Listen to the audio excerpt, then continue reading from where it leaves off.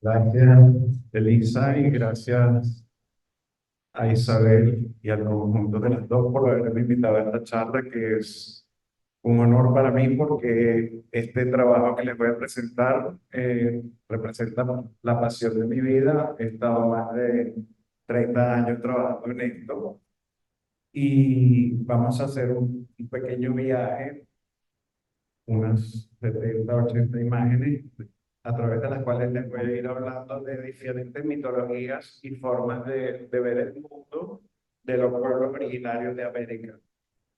Yo estudié biología y tuve la fortuna en el año 86, tenía 19 años, de haber podido llegar a una comunidad Pemón bastante aislada. En principio estábamos en un sitio turístico, pero hicimos un buen link con estos personajes, una familia, y nos llevó a un pueblo inaccesible para el grueso de los turistas. Y esa fue una experiencia muy importante para mí, porque en realidad ahí comenzó el viraje de la biología, que era lo que me interesaba inicialmente, a empezar a ver a los humanos como algo mucho más rico e inspirador. Sin embargo, a lo largo de mi carrera, como van a poder ver, han ido siempre de la mano ese gusto y esa pasión por la naturaleza con la admiración por los pueblos indígenas. Eh, Fue un continuo zigzag mi acercamiento a estos pueblos porque yo continué mi carrera como biólogo, es decir, yo, a pesar de que me di cuenta que no iba a ejercer, yo hice una tesis, traté de que fuese una tesis en etnobiología para juntar en un mismo equipo al uso de las plantas y animales y la naturaleza y la biología con lo que significaba mitológica y simbólicamente para los grupos, en este caso para los yeguanas. Pero bueno, no lo pude hacer y fue a través de la fotografía que yo pude abarcar esta necesidad que yo tenía. Y esta necesidad surgió ya una década o más después de haberme graduado, porque producto de muchos viajes que yo tuve, sobre todo a Asia, a mí me empezó a interesar el mundo espiritual y la mitología, lo que para nosotros representan las deidades, para nosotros los seres humanos, quiero decir. Me empezó a fascinar un poco el ver que en todas partes aparecían los mismos personajes, aunque estuviera hablando de religiones diferentes, y por esta razón empecé a estudiar mitología desde el punto de vista de lo que los junguianos llaman psicología arquetipada, que es precisamente eso que planteó Jung: encontrar en todos los pueblos unas mismas imágenes que aparecen una y otra vez, que tienen el mismo contenido simbólico, aunque se diferencien en las especias que se utilizan. Eh, pero al mismo tiempo, cuando hice estos estudios de mitología griega y romana, me sorprendió muchísimo que todos nosotros sabemos más de Zeus, Afrodita y Neptuno que de Pulowi o Cheheru o los dioses. De hecho, yo mismo tampoco sabía nada de los dioses de las infinitas culturas que aún quedan en este continente. Y en cambio sabemos mucho de otras culturas que desaparecieron hace 2 y 3 mil años. Por otra parte, también me enteré que yo tuve una bisabuela indígena. Hace poco, a través del ADN, constaté que tengo un 15% de genes timote, y no sé nada de la cultura timote porque fue una cultura que desapareció completamente. Fue absorbida o por el mestizaje o fue eliminada por alguna masacre. Lo cierto es que no quedó nada de este patrimonio, que es patrimonio de la humanidad, así como lo es la mitología griega, aunque no exista esa cultura griega.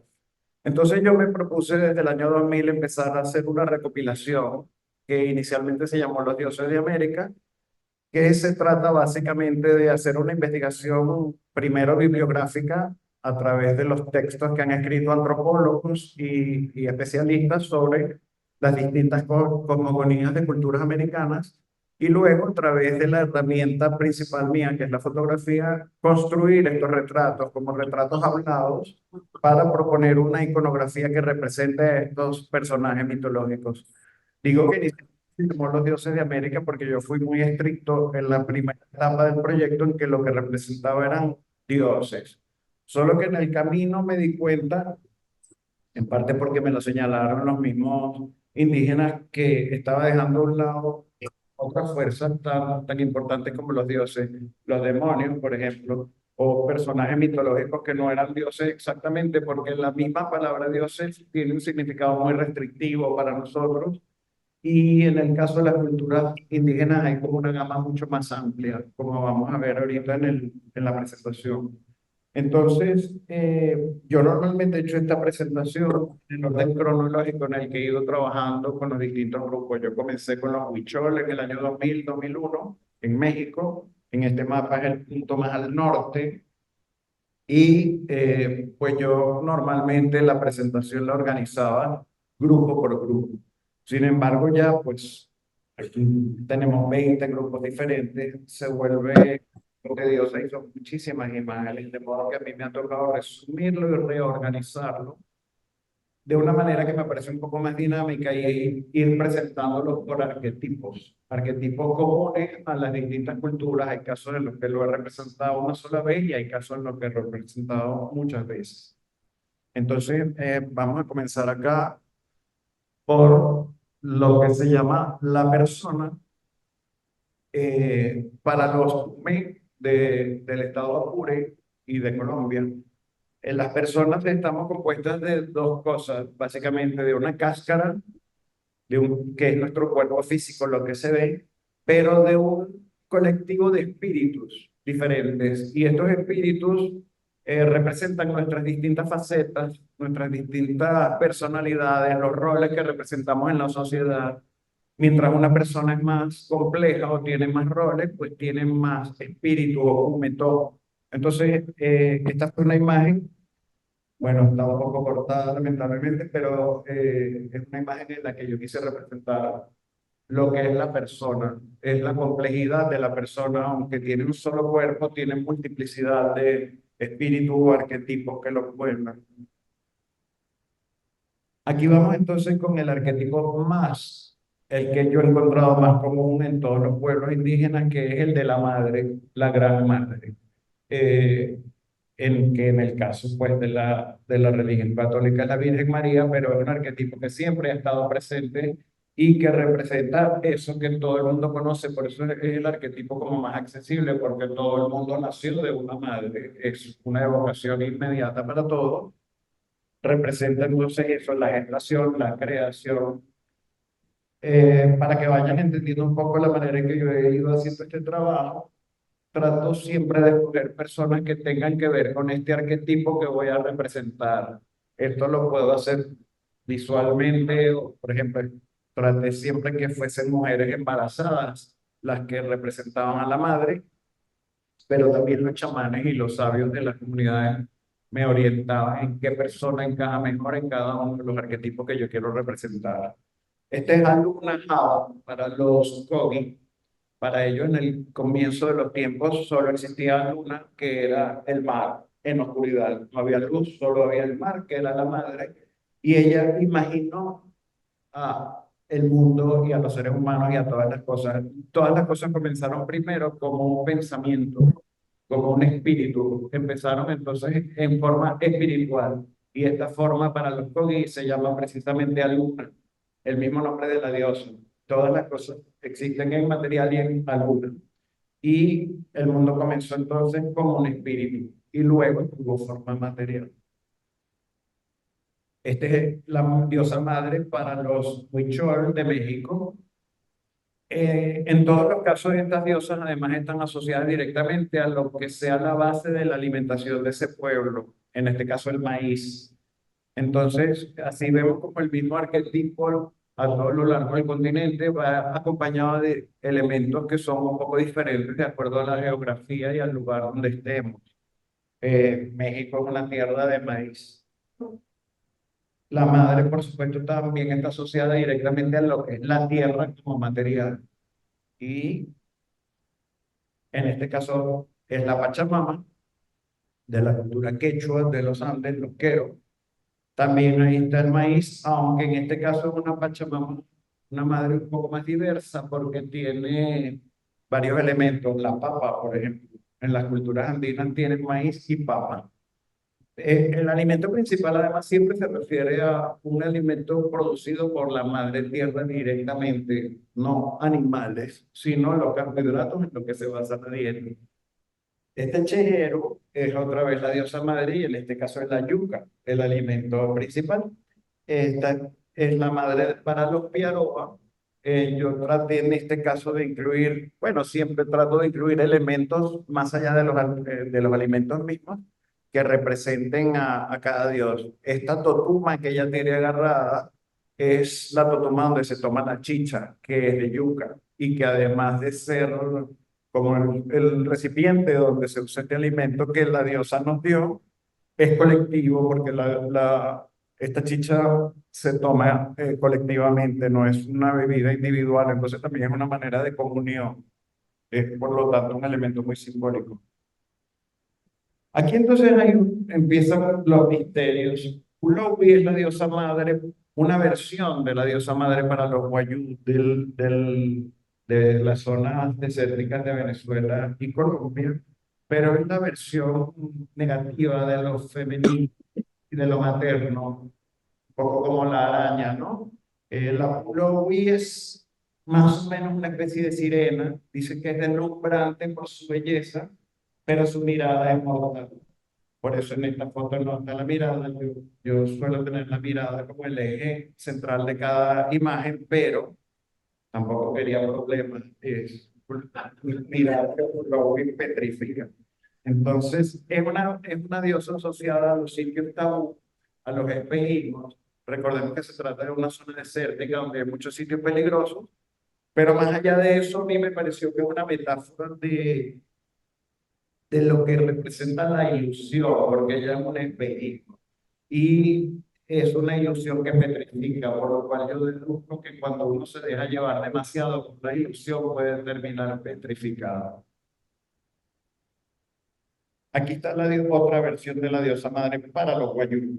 Directamente tiene que ver con la tierra como elemento, pero aquí hay una dicotomía que siempre aparece también en todas las religiones y en las visiones místicas y mitológicas de todos los pueblos, que es la tierra asociada al espacio, la madre asociada a lo que es fijo y es el espacio, mientras que el Padre está asociado a lo que se mueve, al cielo, al tiempo, que es el espacio y el tiempo, la dicotomía, ¿no? El Padre Cielo para los Cayú. Y entonces ese es un par que siempre se complementa y ninguno puede existir sin el otro. Lo que produce la madre tierra siempre depende de la fertilidad que le provee el cielo a través de la lluvia, pero también a través, ya vamos a ver, de otras formas de energía. Entonces, este es un par que siempre va presente, aunque en algunos casos tenga preponderancia la madre o en las culturas patriarcales el padre.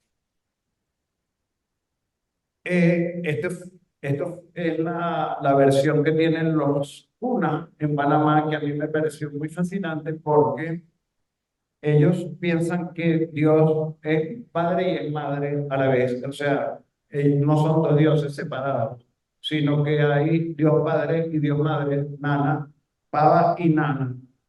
Cuando yo le pregunté a los chamanes cómo representar a Dios Madre, estaban todos de acuerdo, era muy fácil porque es la selva. Todos los alimentos vienen de la selva, la materia prima para construir, los venenos, la medicina, todo proviene de la selva. Pero en cambio se quedaron un rato pensando cómo tenía yo que representar al Padre.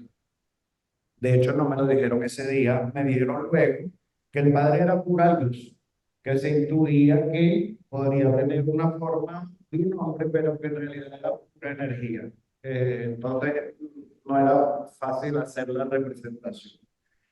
Por cierto que yo cada vez que he podido, en estas imágenes, he utilizado, he retratado a chamanes, porque en parte para homenajearlos, en parte porque la imagen de un chamán es en sí misma tan poderosa que, que la imagen no necesita tanta explicación porque ya su sola presencia impone algo. Este, por ejemplo, era el chamán de la cultura para el pueblo donde yo me quedé. Esta es otra versión de la madre para los Mei. Y como viven en una tierra llana, siempre la madre está asociada a los alimentos, pero también a la geografía y los mitos se complementan con lo que la gente está viendo en el paisaje. Entonces dicen que Umañi vive más allá del horizonte. Y eso es una metáfora muy bonita porque el horizonte no es un sitio, uno nunca puede llegar al horizonte. El horizonte también es una ilusión porque depende de la perspectiva y en la medida que uno se acerca, el horizonte se aleja, siempre es inalcanzable. Por lo tanto, el mundo de la Cumaña está más allá de nuestro alcance. Es solo una idea, un espíritu, pero nosotros no podemos nunca estar al mismo nivel de la Cumaña. En ese caso, también ellos dicen que Cumañi imaginó, en la creación fue producto de su imaginación, pero fueron dos dioses hombres los que le dieron la manifestación material. Entonces, esto es una contradicción un poco con lo que les expliqué antes, que lo femenino suele estar aplicado a lo que es material, a la tierra, a lo físico, y lo masculino a la energía. En este caso fue al revés. La Kumayi imaginó, o sea que tuvo más bien una creación en el campo de lo espiritual, y fueron dos dioses masculinos los que le dieron forma a la creación. Uno fue Juana, la anaconda, que con sus movimientos hizo los cauces de los ríos y creó toda la topografía y el paisaje. El otro lo voy a mencionar más adelante porque además es un poco maligno y está en otra de las categorías. El creador para los quechua es un hombre, es Viracocha, y como ellos viven en un mundo de cumbres, pues se presume que Viracocha está en lo más alto de la cumbre y desde ahí él ejecutó toda la creación. Para los yeguanas es Guanadi, es un dios solar, guapo y joven siempre, y que además en su mitología ha reencarnado varias veces. Él ha venido varias veces a la Tierra porque él tiene una contraparte que es un demonio, Odosha, que destruye su creación. Entonces él ha tenido que huir, va y viene. En principio estamos esperando que regrese. Vamos a ver. Boca es el primero de los dioses de la creación para los Piaroba y siempre, o muchas veces, igual que en la religión cristiana, en el principio está el verbo, en el principio está la idea, que lo que nos hace distintos del resto de la creación es la palabra y el pensamiento, la conciencia. Dicen que en el principio de los tiempos no había nada. Y del viento, que en realidad el viento usó yopo, que es un alucinógeno, y los alucinógenos, las plantas sagradas, son esenciales en todas las mitologías americanas. A través de las visiones que tuvo el viento, él creó a Wokka, que nació del canto, que el canto además es esencial en la transmisión de todas las culturas que no tienen escritura. Toda la sabiduría de los chamanes se transmite a través de los cantos y por eso el sinónimo principal para chamán es cantador. Entonces Wokka nació de las palabras del canto, él nació de las alucinaciones que tuvo el viento, fue el primero de los dioses. Y a su vez, una vez que él apareció, del iris de su ojo, la manera de decir iris en la lengua yecuana es el hombrecito del ojo, porque el iris parece un hombrecito. Del hombrecito de su ojo, él creó a Guajari, que es el hermano, su hermanito, y a la vez fue Guajari el que nos creó a nosotros. Ahí hay una cadena, una creación en etapas, porque del viento salió Guaja, del ojo de Guaja salió Guajari, y de Guajari salimos nosotros. Hay otra categoría de dioses que son los que llaman abuelos. Yo me he encontrado que en varias culturas se habla de abuelos cuando quieren hablar de una deidad que está todavía anterior a los dioses creadores. Y con esto quieren o resaltar la importancia de estos personajes o rendirles de alguna manera un homenaje. Para los Guna, por ejemplo, existe la abuela Mar, a pesar de que ya les hablé que Dios es Baba y Nana, esta dualidad, hay una deidad anterior que es el Mar. Esto también hace juego con lo que les conté de Aluna, la colombiana, que dicen que al principio de los tiempos solo había el mar. Esta es una imagen de hace 15 días, la abuela Ixmucane de los mayas. Ahí pasa algo similar. Cuando los creadores decidieron que iban a crear el ser humano, lo cual además es una metáfora de nuestra propia nacimiento, porque en el Popol Vuh dicen que al principio del tiempo solo había oscuridad y mar, otra vez, en absoluta quietud. y en algún momento el creador y el reformador, que son dos, pero es el mismo, discutieron que tenían ya que crear al hombre, que antes que apareciera la luz, antes del alumbramiento debía existir el ser humano.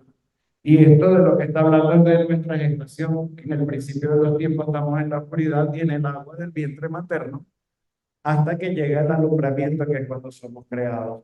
Pero estos dioses no sabían, porque era la primera vez, cómo iban a crear a los hombres, y entonces tuvieron que consultar al abuelo y al abuelo. Ixmucané, yo la representé acá como la primera abuela, la abuela primordial. También existe para los huicholes el abuelo fuego. El fuego es esencial. Cuando los huicholes fueron el primer grupo con el que yo trabajé, y cuando me reuní con el primer chamán para empezar a hacer el trabajo, él me dijo que en primer lugar el fuego. De hecho, teníamos el fuego al frente. Y me dijo, porque de ahí viene la luz, el calor, la cocción de los alimentos, es decir, todo lo que es la cultura. El fuego es un elemento de cultura. Es tan importante acá que también es el abuelo fuego. De cierta forma es anterior a los dioses de la Trinidad Huichol, que son el maíz, el peyote y el venado. Existen entonces los dioses del agua. También el agua es un elemento fundamental, igual que el aire. Entonces, generalmente está asociado a lo femenino. En este caso, Mamacocha es la madre de las aguas para los quechua en las cumbres de los Andes. Y el agua en este caso no solo proviene de la lluvia, que siempre es así, sino del deshielo, de los glaciares y de las nieves que están en las cumbres de las montañas.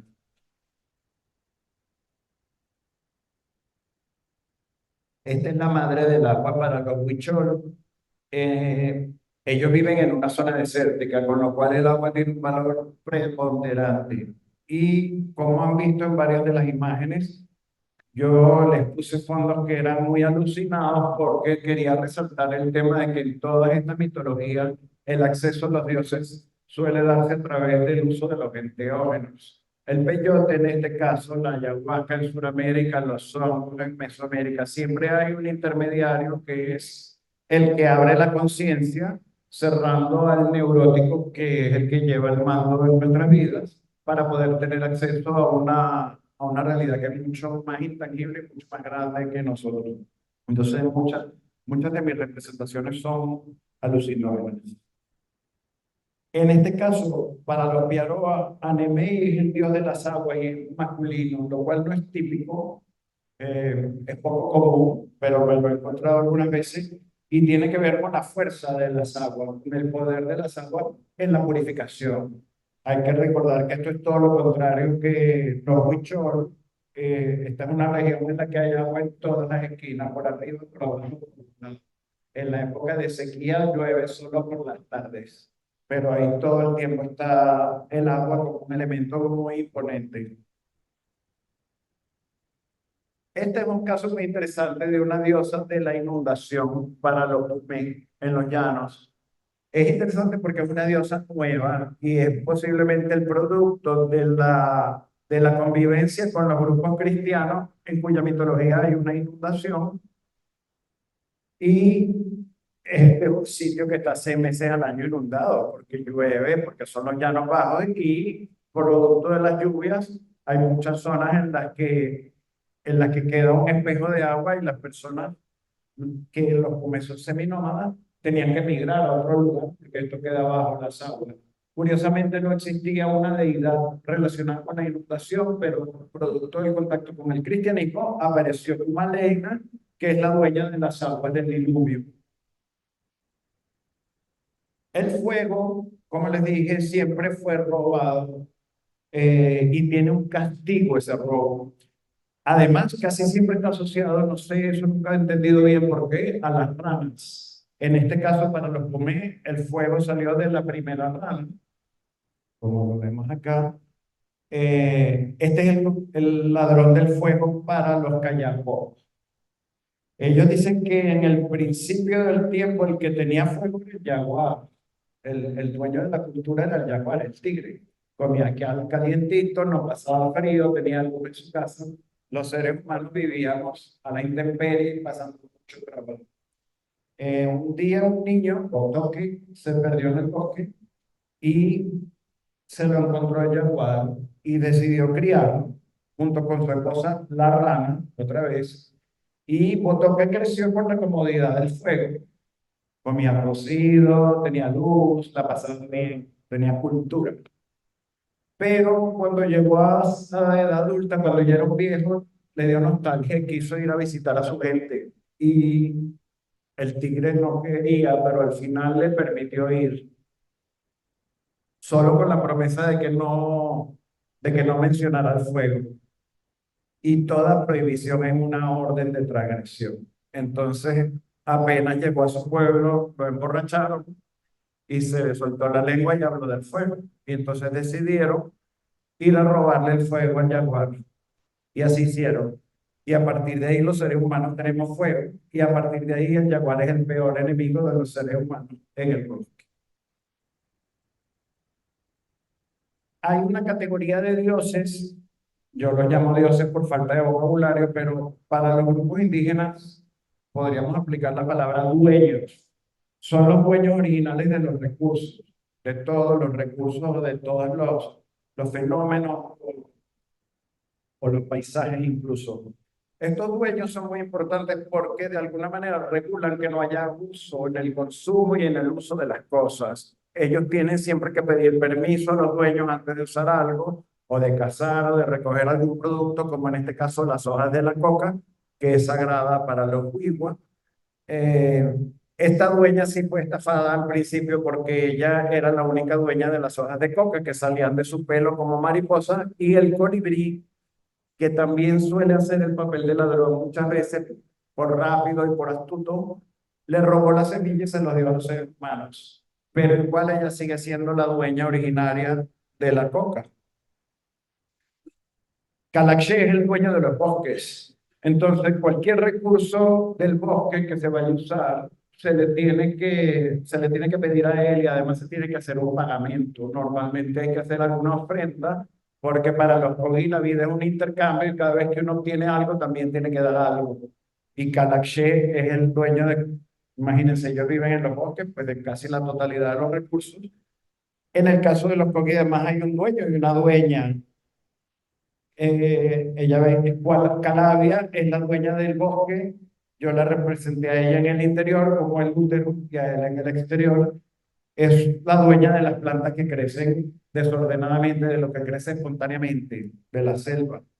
Mientras que Kualayuma es la dueña de lo que crece ordenado, de la dueña de los cultivos, de lo que crece con una planificación. Existen los dueños de los peces. En cualquier lugar en el que la pesca sea importante, los peces son un recurso muy valorado y tienen un dueño al que hay que pedirle de alguna manera el permiso y autorización. Este es el dueño de los peces. Para los yeguanas, por ejemplo, viven en un río con muchos recursos de este tipo. Y este es Iboribó, el dueño de los peces para los pemón. Eh, para mí él fue muy importante porque primero, esta es otra categoría, los niños dioses. Hay muchos dioses que son unos niños y la razón por la que son niños tiene que ver con el origen del mito, por ejemplo. Iboribó era un niño muy mal criado que nunca estaba satisfecho con lo que el papá traía.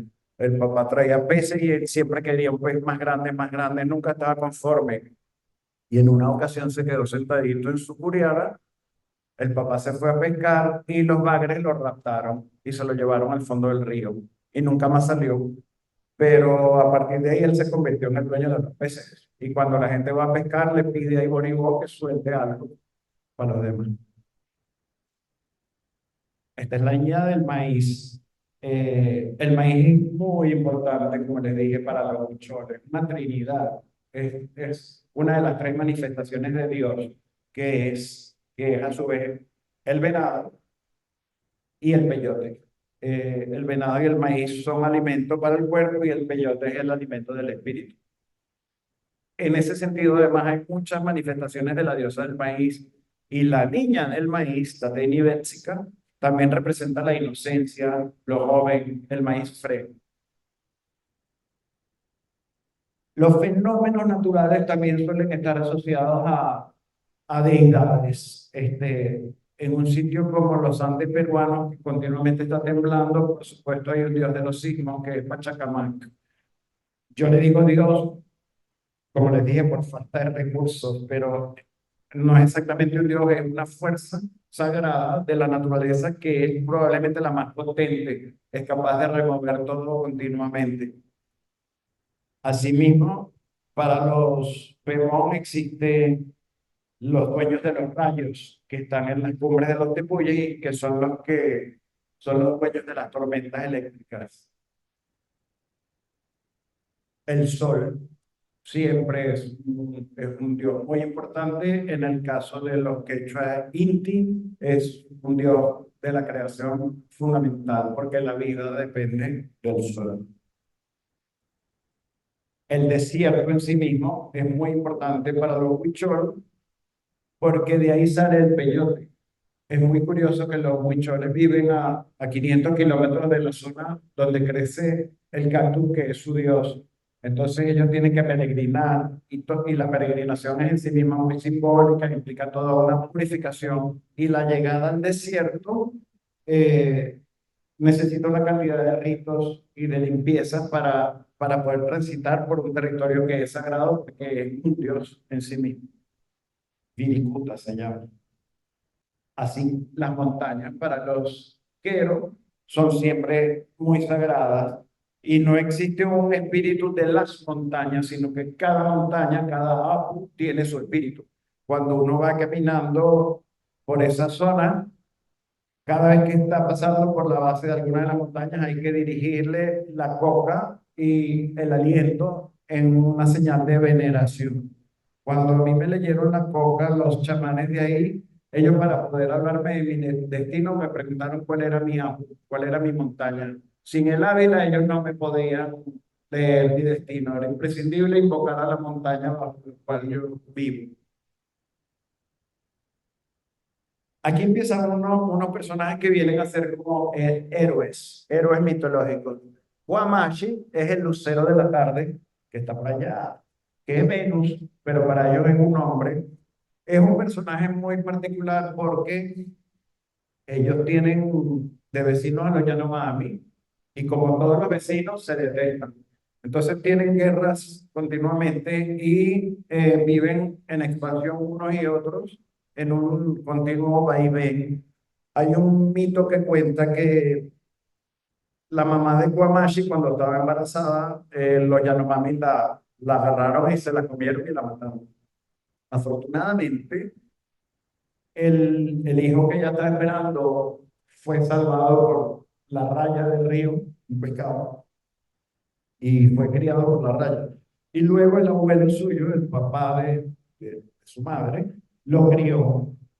Y ese papá era un chamán muy poderoso. Llegado cierto momento, cuando ya él era adulto, decidieron vengar la muerte de su mamá. Entonces, invitaron a sus vecinos y les dijeron que había muchas frutas para cosechar. Llegaron los Yanomami, se subieron a los árboles a agarrar los frutos y como el tipo, el abuelo era un chamán muy poderoso, invocó una inundación.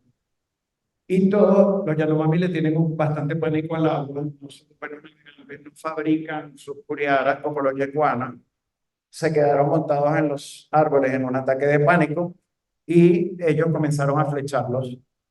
Cada Yanomami que caía se transformó en una limaña, pirañas, caimanes, todas las cosas nefastas del agua, pero ellos también tenían chamanes poderosos. Y entonces ese chamán principal de ellos comenzó a tejer una escalera con bejucos y esa escalera la llevó hacia el cielo y subió.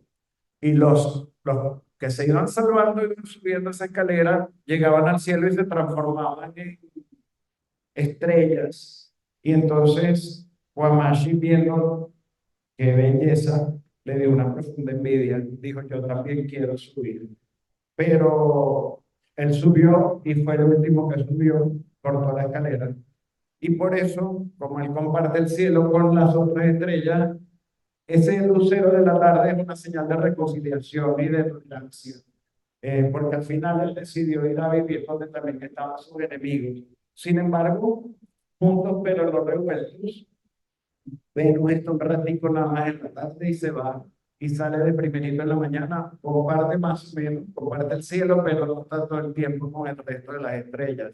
Entonces, es una reconciliación, pero mantienen las diferencias. Beb-Kororoti es un dios de la tormenta que es bastante característico de lo que piensan las culturas amazónicas. Casi todos los pueblos de la Amazonía tienen como filosofía que una vez que un animal es cazado, tiene que compartirse con toda la población por igual. Incluso llega a haber el caso en el que mató al animal no come, porque está sucio, porque está contaminado, porque al fin y al cabo hay un asesinato.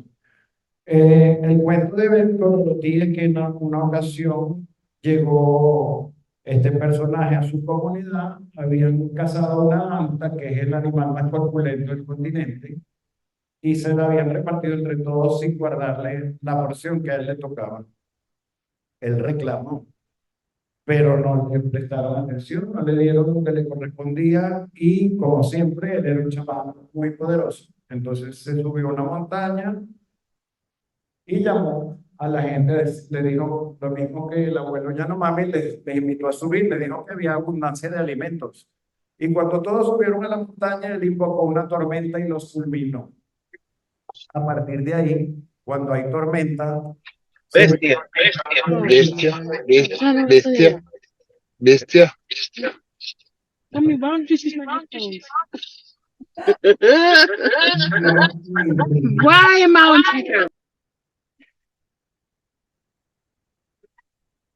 palabras ciertas. Entonces, a partir de ahí se sabe que cuando hay tormenta es porque hay personas egoístas que no están compartiendo, y Bertolucci quedó muy sensible al egoísmo, y es un recordatorio de que para vivir en la Amazonía se tiene que compartir. Esta es otra imagen nueva del año pasado. Iñapirricuri, que no es bajo. Ahí cuentan que en esa montaña, la más alta, vivía una águila arpía voraz como pocas. No dejaba que nadie navegara por ese río que se ve abajo, que es el río Inírida. Porque cuando veía una curiala, la agarraba con curiala y todo y se la llevaba a sus pichones en el nido. De modo que esa zona estaba desolada por una águila monstruosa. Pero Iñapirricuri, el huérfano, que siempre los huérfanos son héroes en toda la mitología, él era muy inteligente y se puso a experimentar con la cantidad infinita de plantas que hay en la Amazonía, mezclando cosas, raíces, cortezas. Terminó por inventar el curare, nada más y nada menos, en lo que se basa la anestesia general todavía en la medicina. Él inventó el curare, y con la cerbatana, que fue otro invento suyo, él logró derribar al águila arpía, y a partir de ahí los seres humanos pudieron poblar el resto del río Inírida. Y a partir de ahí, al cerro donde él está parado en esta imagen, se le llamó Mavicure, que quiere decir cerbatana con curare, que fue su invento. Este es un personaje que está en el limbo entre lo bueno y lo malo. Para los Pemón, los Canaimós son unos malandros, unos matones espirituales. Su única razón de ser es causar el mal. Y hay un mito, el de Macunaíma, que es la iniciación de un chamán mal.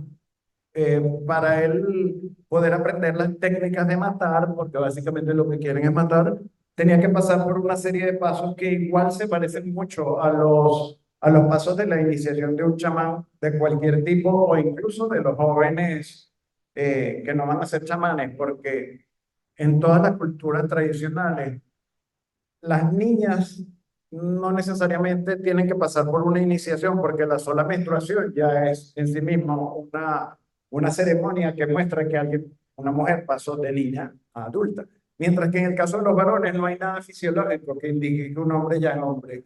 Entonces suele haber unos mitos, unos ritos en los que el paso además es el dolor, aguantar el dolor y no sucumbir.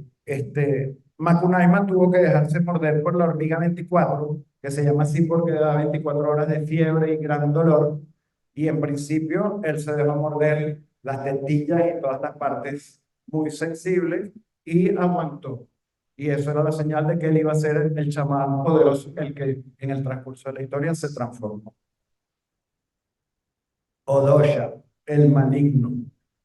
Al principio les mostré a Wanadi, el creador de los Yequana, que es bello y luminoso, y Odosha, que siempre se está copiando de él, pero siempre está en la sombra, no logra, porque no tiene talento sino para el mal, no logra nunca alcanzar. Entonces también es el dueño de la envidia y de los celos, y es el que siembra la discordia entre los seres humanos, que parece que va ganando. Este es un canaimón. eh, los personajes que les hablé de los vemos que son malvados y que la función que yo encontré que tienen, los vemos le tienen muchísimo pánico al bosque. A pesar de que viven en una zona selvática, las casas siempre están en la sabana. De hecho, hay el tema de que queman mucho la sabana porque le tienen miedo al bosque y nadie se debe meter nunca solo para el bosque porque entraña muchos peligros. Yo una vez, cuando estaba empezando a hacer este trabajo, estaba en Cabanayén, que es una misión de la Gran Sabana. Justo me estaba leyendo el mito de Macunaíma. Macunaíma en algún momento, su papá, que lo está entrenando, le enseña cómo hacer que la víctima se trague un arponcito que fabricaba con un hueso al que le aplicaba mucha tensión con un tendón de algo, de modo que al hacerle tragar eso a la víctima, los ácidos gástricos disolvían el tendón, la flecha se disparaba y la persona moría de una hemorragia interna. Cuando yo estaba en Cabanallén una vez, algo pasó en una casa, todo el mundo reunido ahí, no me dejaban acercar, no me decían qué pasaba hasta que algún amigo se conmovió y me explicó en la noche, mira, es que ahí se murió este señor de una hemorragia interna, se metió solo para el bosque y eso no se debe hacer. Los ratón también son unos personajes que están en el limbo entre... Es que lo que pasa es que lo que nosotros llamaríamos demonios también cumplen una función ecológica de protección. Los ratos están asociados a las cataratas y a los remolinos y son los culpables de las muertes por ahogamiento, que en realidad casi siempre son de turistas que se quedan deslumbrados con las cataratas y se les olvida el poder de las aguas.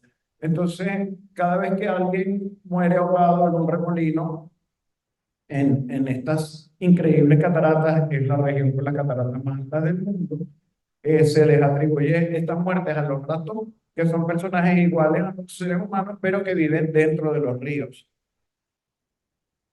Los maguarí, en cambio, viven en las cumbres. Las cumbres de los tepuyes también son de Abu. No se debe subir allí. Ahora, recientemente, pues, esto está abierto al turismo, pero para los Perdón, esos son sitios que no se deben visitar y no se deben perturbar.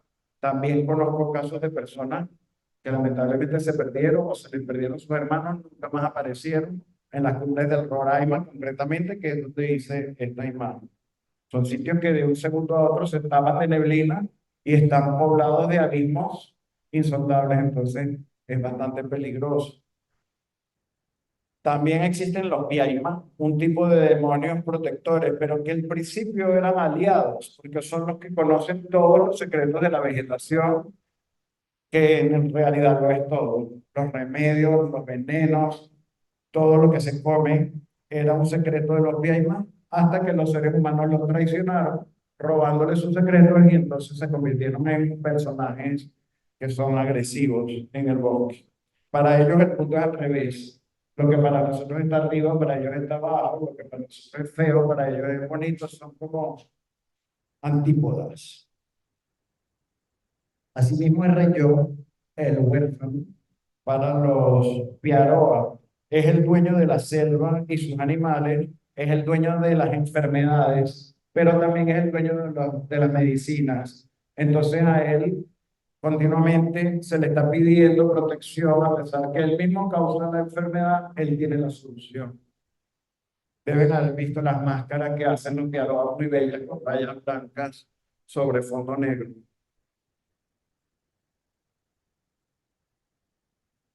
Este es el jaguar, Itziae. Voy para atrás y para adelante, pero es que no sabía cómo organizar esta charla. Al principio les hablé de la creadora para los Pume en el llano, Pumañi, que se imaginó las cosas, pero fueron dos dioses varones los que le dieron la parte material a esa creación. La anaconda hizo los cauces y el Itziai hizo a las criaturas sobre todo tenebrosas, y él es el jaguar. Es muy interesante porque ese es otro personaje un poco ambivalente. Se parece muchísimo a Hermes de la mitología griega porque es malandro, es muy inteligente, es un tramposo. Hay una ceremonia muy importante para los Cumes que es un canto, un tonje, en que están en trance, un trance colectivo, a pesar de que los que toman el yogo son los chamanes, mediante el canto y mediante la energía que se comparten en este tipo de actividades colectivas, todo el mundo entra en trance. Pero, como es un acto sagrado que generalmente se hace para curar a alguien, hay un montón de tabúes, hay un montón de prohibiciones, sobre todo para los jóvenes. Entre esos tabúes está no tener relaciones sexuales, por lo cual tienen relaciones sexuales. Entonces, los niños que transgreden esa norma se enferman. Los jóvenes que, aún sabiendo que está ocurriendo esto, tienen esa tentación, suelen enfermarse, pueden morir, de hecho. Pero si no mueren, para los Pumé hay muchas capas en el mundo. Está la capa de la Cumañi más allá del horizonte, pero también hay otro mundo en el que están los difuntos. En fin, lo que para los junguianos es el inconsciente colectivo, ellos tienen un concepto más complejo, son muchos niveles en ese inconsciente. Y ahí está la respuesta de todas las cosas. Ese es el mundo al que viajan los chamanes en todas las culturas. Entonces, si una persona se enferma, tú puedes llegar a ese mundo al morir, claro, pero hay unos sucedáneos de la muerte. El sueño, por ejemplo, uno al dormir también va a esos mundos. La enfermedad también y las plantas alucinógenas son tres mecanismos para llegar ahí. El único mecanismo voluntario es el de las plantas alucinógenas. Los otros dos ni siquiera están en nuestras manos. Cuando un muchacho transgresor llega a esos niveles, casi muere, pero regresa, ya estuvo ahí, ya es más sabio, conoció esos secretos. Entonces, lo más probable, si se salva y regresa a este mundo, es que se convierta en chamán. Y eso para mí es una lección muy importante, porque eso lo que significa es que un chamán tiene que haber sido una persona transgresora. No pudo haber sido una oveja que acata órdenes, porque no va a llegar más allá que las normas del grupo. Solo quien se atreve y transgrede corre peligro, pero alcanza sabiduría. Esta es la Ouchi. Entramos entonces en el terreno de los chamanes, que son los intermediarios entre los dioses o este inconsciente colectivo y los seres humanos. Hay muchos tipos de chamán. Ahí también me quedo corto porque nosotros tenemos una sola palabra, mientras que hay muchas funciones diferentes. Para los guayú, por ejemplo, hay unas chamanas que específicamente son las intérpretes de los sueños. Son las que traen ese mundo inconsciente y le ponen palabras, explican qué significó algo que generalmente se manifiesta como imágenes o cosas un poco ininteligibles para el humano vulgar, y ellas sí entienden las claves y lo pueden traducir. Este es el chamán para los Kumen. Ahí está su parafernalia sobre la mesa, que incluye también la ayahuasca, el yoco y sobre todo la maraca. Esas maracas tienen adentro piedras que también son mágicas y que son muy importantes, y a través de ese sonido hipnótico se induce de alguna manera ese viaje al más allá, que es un viaje de ida y vuelta. El tabaco es otro elemento muy importante, es una planta sagrada. Recientemente han empezado entre los Pume a aparecer chamanas. Ellos generalmente eran un rol masculino, pero me contaba una antropóloga que en momentos de conflicto, como este conflicto que ellos tienen por su tierra, es más útil y más conciliador la energía femenina. Entonces no ahora están tomando mucha importancia las chamanas, que pues, menos testosterona, menos guerra siempre. Este es el chamán para los huichol, con el hermano venado, que es el creador. En el caso de los huichol también hay muchos elementos que acompañan al chamán, como los sombreros de pluma, que suelen ser plumas de águila, que simbolizan la visión que tienen las águilas desde lo más alto. Este es el chamán para los Kogi, el mama.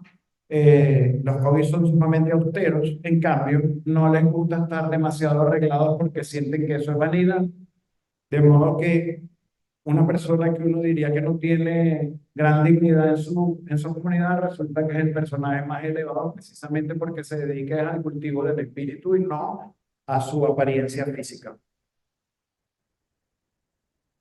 Este es el chamán para los Cofán. Este señor murió en enero de este año de 110 años. Era el Taita Querubí.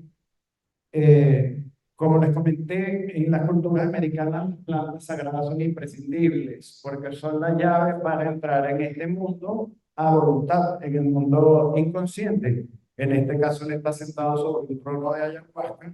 La ayahuasca es un bejuco que se utiliza, pero insólitamente es un bejuco que crece en la cuenca amazónica, pero para que tenga su función en unos neuroreceptores sofisticadísimos de nuestro cerebro, se necesita que se mezcle con otra planta que no crece en el mismo ecosistema, sino en los Andes, en un lugar remoto, lo cual nos indica que el mecanismo por el cual los chamanes conocieron estas plantas no es la experimentación. Imposible haber probado los 5.000 tipos de bejugo con las 20.000 plantas, no da por ese camino. Entonces es un conocimiento diferente el que tienen los chamanes de su entorno. De hecho, una vez vino un chamán acá a Cofán y nos preguntó que por qué queríamos tomar ayahuasca, que lo lleváramos a la vila y él nos iba a decir cuáles eran las plantas de aquí que había que usar por otro tipo de conexión que pueden tener ellos. Este era el chamán Tiberio, también murió el año pasado. Yo tuve la fortuna de haber ido con los Cofán 3 veces el año pasado y haber registrado a los últimos chamanes, porque lamentablemente en el grueso de las culturas no hay generación de relevo. A los jóvenes les parece durísimo el camino del chamán, que efectivamente lo es, y entonces hay deserción. El trabajo que hacen los chamanes de la ayahuasca Cofán tiene una historia muy bonita. Ellos dicen que al principio el sol fue el creador. Y claro, es muy curioso, siempre hay un creador, pero tiene una mamá o unos abuelos. El creador hizo a los seres humanos y en algún momento él convocó a un banquete, invitó a todas las personas a un banquete, pero solo los que pudieron entrar dentro de la chuguata, que eran pequeñas, se convirtieron en personas de carne y hueso, los que nosotros, los que se ven. Todo lo que se quedó por fuera se quedó invisible, son los ucabates. Son personajes que no se ven, no los vemos nosotros, y que viven en la selva. Eso marca una cuestión también territorial. Los Cofán viven al lado de los ríos. Para poder curar a las personas, los chamanes deben entrar a ese mundo a través del entrenamiento del uso del yagé, que tiene que ver con las raíces. Por eso está esta foto, que es las raíces. Con el paso del tiempo, los chamanes terminan teniendo una esposa invisible también. Ellos terminan teniendo un vínculo con los ucabates que es prácticamente carnal. Tienen hijos, tienen relaciones con los invisibles, y mientras más poderoso y más viejo un chamán, más fácilmente entra al mundo de estos invisibles. Entonces, yo hice una serie de representaciones que tienen que ver directamente con los ucabates, un poco un homenaje a estos personajes en el inconsciente, que son los que permiten y tramitan la curación de los que estamos encerrados en el cuerpo. Este último lote de fotos tiene que ver entonces con el uso de estas plantas. No quería dejar de pasarlo y no tiré la toalla, porque en realidad estas plantas son lo principal en todo el trabajo que yo he hecho, y yo hice el trabajo de los dioses de América a partir de una experiencia con el peyote. Entonces tiene muchísima relevancia el uso de estas plantas, porque francamente es una ampliación de la conciencia hasta niveles que uno no se puede imaginar antes de usarlas. Este es el peyote para los mexicanos, que es un dios principal, como les dije ya varias veces. Esta es la ayahuasca para los inga. La anaconda que está ahí es porque muchas veces ellos dicen que hay que dejarse engullir por la serpiente. Y la serpiente representa es la madre, y dejarse engullir significa entregarse, porque la principal resistencia en el uso de estas plantas enteógenas es la conciencia que se niega a perder el control que siempre tiene sobre nuestra vida neurótica. Entonces es muy difícil. Las personas más reprimidas o que tienen más ficción de control son las que más les cuesta dejarse engullir. El jaguar siempre aparece en la mitología por el poder que tiene como animal, es el máximo depredador, ya lo mencioné varias veces, pero además es un arquetipo muy importante que acompaña a los chamanes en su trance. Entonces hay ayahuasca jaguar, es una de las que es más fuerte y poderosa. Aquí está otra representación para los huitotos de lo de dejarse engullir, aunque para ellos no es ayahuasca sino el ebena, que es una planta que también tienen los Yanomami, es la resina de la corteza de un árbol. Los Yanomami la inhalan, los huitotos la comen. La campanita, que es una planta que usan los pastos, pero que es peligrosísima, es que solo se usa cuando ninguna otra de las plantas funcionó, porque tiene efecto es tóxica. El resto de las enteógenos no tienen ninguna toxicidad, son menos tóxicos que el café, pero la campanita es otro caso muy diferente. Este es el ebena para los Nukak, es otro grupo amazónico que está en franco peligro, quedan como 300 o 500 personas. Ellos utilizan también el ebena para comunicarse con la selva y amplía toda la percepción del universo. Y esto es el último trabajo que hice hace 15 días. Ya para cerrar les voy a dar un chorro de imágenes de los sacerdotes o madre-padres, los llaman, para los mayas. Y para mí fue una experiencia completamente distinta, porque los mayas son una mayoría, no son minoría. Hay 2 millones de mayas y la minoría era yo, lo contrario a lo que me suele pasar en los otros sitios. Y me encantó el hecho de que tanto hombres como mujeres son estos intermediarios entre el mundo tangible y el intangible. Aquí van a ver entonces a los 16 padres y madres que pude fotografiar en Chichicastenango hace 15 días.